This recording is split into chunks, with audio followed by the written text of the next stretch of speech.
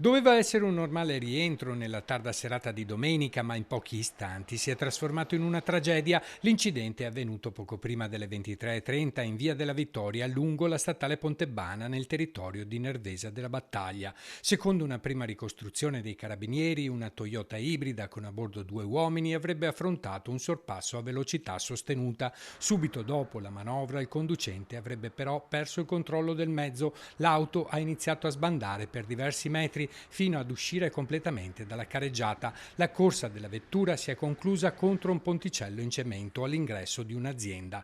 Un impatto devastante, talmente violento da distruggere parte della struttura in cemento armato e da ridurre l'auto ad un ammasso di lamiere. Pochi minuti dopo lo schianto, la Toyota ha preso fuoco. Le fiamme si sono propagate rapidamente, alimentate anche dal carburante e dal calore sviluppato dall'impatto. Il rogo è stato così intenso da fondere persino alcune parti della segnaletica stradale e una luce esterna del cancello della fabbrica che si trova di fronte al luogo dell'incidente. Il conducente, un 31enne residente in Friuli, è stato estratto vivo dall'abitacolo dai soccorsi intervenuti in pochi minuti. Il giovane è stato stabilizzato dal personale del SUEM 118 e trasportato d'urgenza all'ospedale Cafoncello di Treviso, dove si trova ricoverato in prognosi riservata. Secondo i primi accertamenti dai documenti di circolazione, il conducente della Toyota risultava residente a Padova. Successivamente i carabinieri della compagnia di Montebelluna avrebbero però chiarito che il 31enne era rientrato a vivere a Udine, città di cui è originario.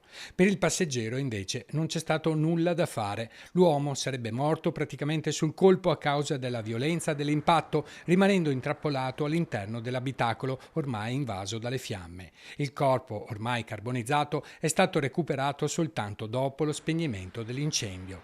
Sul posto hanno operato per ore i vigili del fuoco di Conegliano e Montebelluna, supportati anche dall'autogru arrivata da Treviso. Presenti anche i carabinieri della stazione di Nervesa, che hanno effettuato tutti i rilievi necessari per ricostruire con precisione la dinamica della tragedia.